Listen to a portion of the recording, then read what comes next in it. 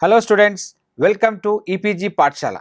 I am Dr. K. Anil Kumar, Assistant Professor, Indira Gandhi National Open University, New Delhi. Today we are going to talk on module tribes, that is nomenclature, emic and ethic differences from paper Tribal Culture of India. Students, you will be able to learn about the concept of tribe. You will be able to justify the thoughts of various authors about tribes. You will be able to know about various nomenclature used for tribes. You will also able to know about emic and ethic approaches, and at last you will able to know differentiate between emic and ethic views. After the partition of the country in 1947, the tribal population as determined by the Constitutional Order 1950 was reduced from 2.47 crore in 1941 to about 1.79 crores. As per the census report of 1951, the tribal population was about 1.91 crores, which was 5.36% of the total population of the country. In 1971, their strength rose to 3.8 crore, that is 6.74% of the total population.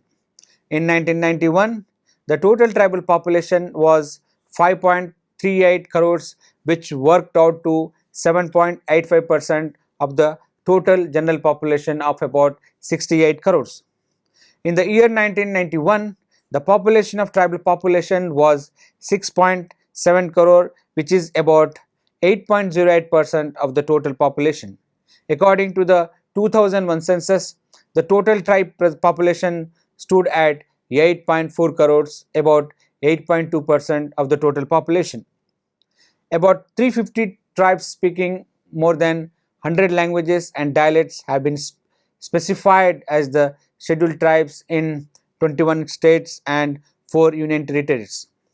The states where the scheduled tribes have been specified are Andhra Pradesh, Arunachal Pradesh, Assam, Bihar, Gujarat and Himachal Pradesh, Karnataka, Kerala, Madhya Pradesh, Maharashtra, Manipur, Mizoram, Nagaland, Orissa, Rajasthan, Sikkim, Tamil Nadu, Tripura, Uttar Pradesh and all other union territories like Lakshadweep, Dadra and Nagar Haveli, Andaman and Nicobar Islands and Daman and Diu.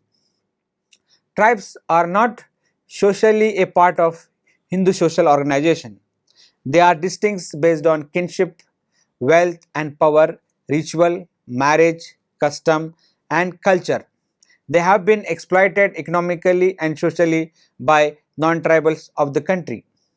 They were referred as a backward classes, which include scheduled tribes, scheduled caste, denotified tribes and other backward classes. These classes of Indian population have labored under different and distinct disadvantages in the Indian social system. They have suffered from social, economic disabilities and have come to be known as backward classes. The SC and STs are identified as a result of different lists revised and issued under the Scheduled Caste and Scheduled Tribes List Modification Order 1956. Tribes were given different names by different scholars on the basis of economy and also on the basis of geographical distribution. Tribal nomenclature. What is a tribe? What exactly are the criteria for considering a human group a tribe? Interestingly, but sadly, the anthropologists, sociologists, social workers, administrators, and such people who have been involved with the tribes and their problems either on theoretical plane or on practical grounds are still not on the same wavelength regarding the concept and the definition of the subject matter. From 1917 to 1931 census, for instance, the nomenclature referring to tribes underwent successive modifications involving primarily changes in descriptive adjectives such as aboriginal or depressed classes. By 1941 census, these qualifying adjectives were dropped. A practice continued after independence with the adoption of the notion of scheduled tribe, or as they are commonly called, Adivasi. Such standardization did not, however, remove all ambiguity. No doubt, with the passage of time, the differences on the concept of tribe have certainly narrowed down to an appreciable extent, but a theoretical discussion seems imperative to understand their nomenclature in proper perspective. Few definitions of tribes given by various authors. According to Imperial Gazetteer of India, a tribe is a collection of families bearing a common name, speaking a common dialect, occupying or professing to occupy a common territory, and is not usually endogamous, though originally it might have been so. In the Oxford Dictionary, tribe is a group of people in a primitive or barbarous stage of development, acknowledging the authority of a chief and usually regarding themselves as having a common ancestor. Ralph Linton, in its simplest form, described tribes as a group of bands occupying a contiguous territory or territories and having a feeling of unity deriving from numerous similarities in culture, frequent contact, and a certain community of interest. Whereas Lucy Mayer said that a tribe is an independent political division of population with a common culture. G. W. B. Huntingford, in his terms, defined tribe as a group united by common name in which the members take pride by a common language, by a common territory, and by a feeling that all who do not share this name are outsiders, enemies in fact. D.N. Majumdar said, a tribe is a social group with territorial affiliation, endogamous with no specialization of functions, rules by tribal officers, hereditary or otherwise, united in language or dialect, recognizing social distance with other tribes or caste without any social oblique attaching to them as it does in the caste structure, following tribal traditions, beliefs, and customs, liberal of naturalization of ideas from alien sources, above all conscious of homogeneity of ethnic and territorial integration. The above discussion shows that it is not easy to define a tribe or a tribal society conclusively, and any standardization in this regard it is very difficult to obtain. In the Indian context, T.B. Naik in 1960 present his own criteria for tribe, which are as follows. Number 1, a tribe to be a tribe should have the least functional interdependence within the community. That is, the Hindu caste system is an example of high interdependence. Number 2, it should be economically backward, which means the full import of monetary economics should not understand by its members. Primitive means of exploiting natural resources should be used. A tribe's economy should be at an underdeveloped stage and it should have multifarious economic pursuit. Number 3, there should be a comparative geographic isolation of its people from others. Number 4, culturally, members of a tribe should have common dialect which may be subject to regional variations. Number 5, A tribe should be politically organized and its community panchayat should be an influential institution. Number 6. The tribe's members should have the least desire to change.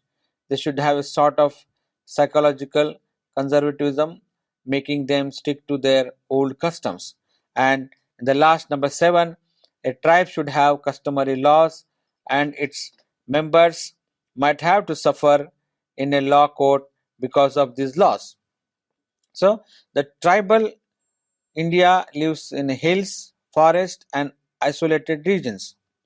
The largest concentration of tribal communities, if anywhere in the world except perhaps Africa, is in India. They are known as Vanyajati, that is, caste of forest, Vanvasi, inhabitants of forest, Pahari, hill dwellers, and Adamjati, original communities, Adivasi, the first settlers, Janjati, the folk people, Anusujati, the scheduled tribes, and so on. Various authorities have described them by different names. For example, Sir Herbert Risley and Lassay, Elwin and A.V. Tucker called them aboriginals. Sir Bynes included them in the category of hill tribes, whereas Gregson regards them as hill tribes or wilder aboriginals, while Sudbert called them aborigines. They have been regarded as animists by talents. Sedgwick, Martin, and Hutton call them as primitive tribes, and Bynes call them jungle people, forest tribes, or folks. Elwins calls the Baigas tribes the original owner of the country. The eminent Indian anthropologist and sociologist G.S. Gure calls them backward Hindus. Dr. Days and Das renamed them as a submerged humanity.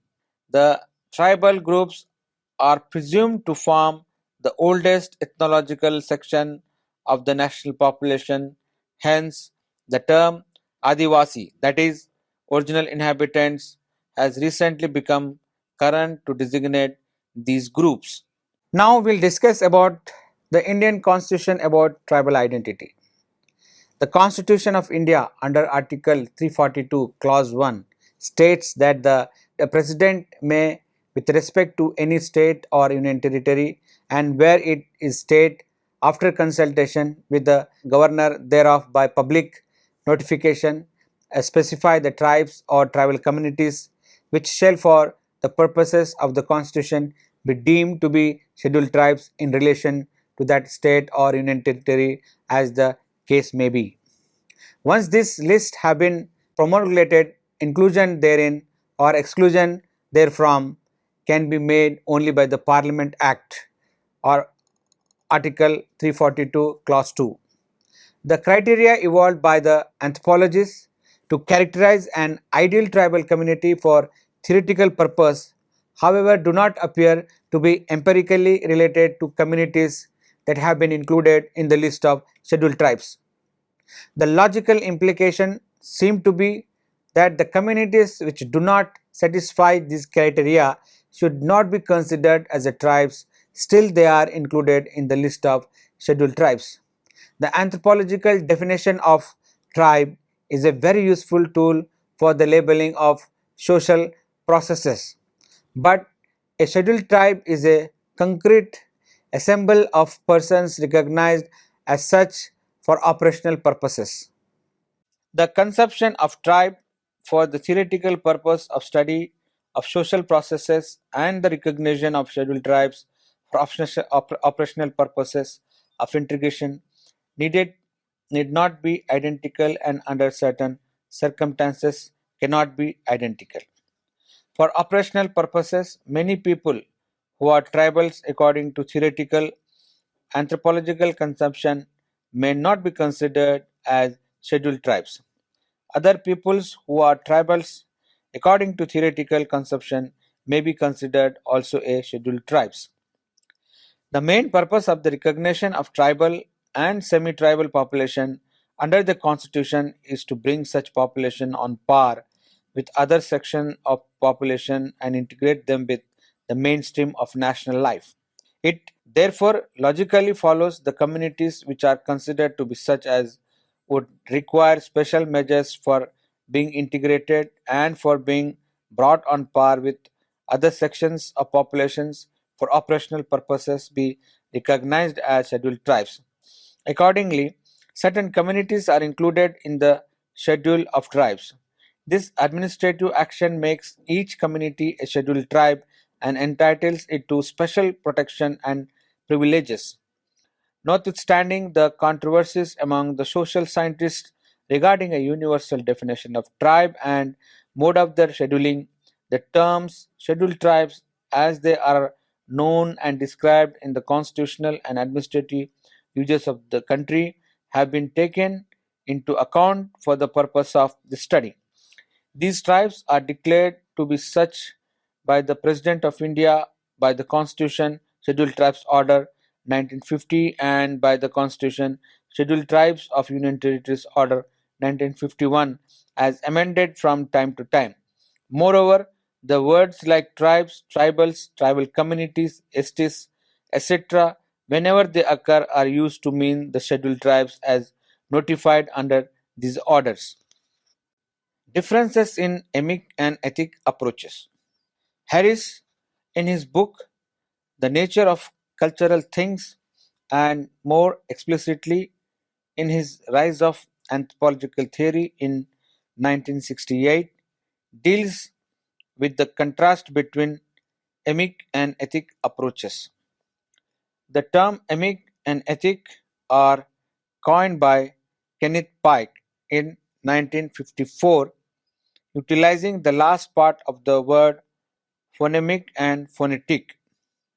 In linguistics, phonetics is the description of all speech sounds as they are produced by the human speech organs, while phonemics is the sorting out of these sounds in order to arrive at their distinctive differences. Phonetic systems are universally applied because human organs of speech are similar everywhere, but phonemic systems differ from language to language.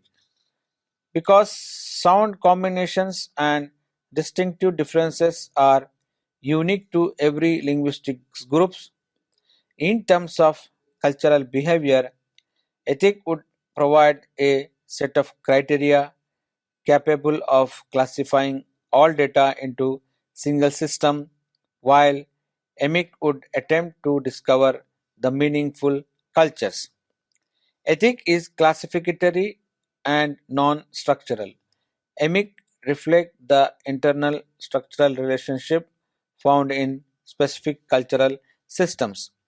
According to Harris, the emic statements refer to logico, empirical systems whose fundamental distinctions or things are built up out of contrast and discrimination significant, meaningfully real, accurate, or in some other fashion regarded as appropriate by actors themselves.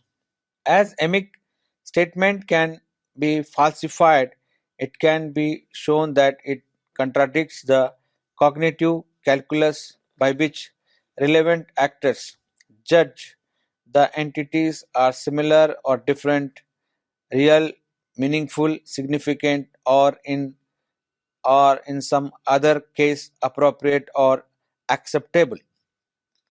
Ethic statements depend upon fundamental distinctions judged appropriate by the community of specific observers. Ethic statements cannot be falsified if they do not conform to actors' notion of what is significant, real, meaningful, or appropriate. Ethic statements are verified when independent observers using similar operations agree that a given event has event has occurred. An ethnography carried out according to ethic principles is thus a corpus of predictions about the behavior of classes of people. Predictive failures is that the corpus require the reformulation of the probabilities or description as a whole. Emic studies deal with inner psychological statements and assumes that an actor knows his own inner state better than observer does, and that is also essential for the observer to know the actor's inner states. This is impossible because the actor's meaning will not generally coincide with social meanings, and the essential structural features of culture are generally unknown to informants. Moreover, human thoughts in sometimes is sometimes rational and logical, sometimes irrational and illogical. Again, human thought occurs on conscious, unconscious, and preconscious levels. Inner psychological states are poor and unreliable guides. Thus, emic research will lead to unscientific results which are ideographic, idealistic, and particularistics. Ethic is monothetic, materialistic, general, and scientific. Let us summarize what you have learned from this module. Tribes are not socially a part of Hindu social organization. They are distinct based on kinship, wealth and power, rituals, marriage, customs, and culture. They have been exploited economically and socially by the non-tribals of the country. They were referred as backward classes, which include scheduled tribes, scheduled caste, denotified tribes, and other backward classes. These classes of Indian population have labored under different and distinct disadvantages in the Indian social system. They have suffered from social and economic disabilities and have come to be known as backward classes. The SCs and STs are identified as a result of different lists revised and issued under the Scheduled Caste and Scheduled Tribes List Modification Order 1956.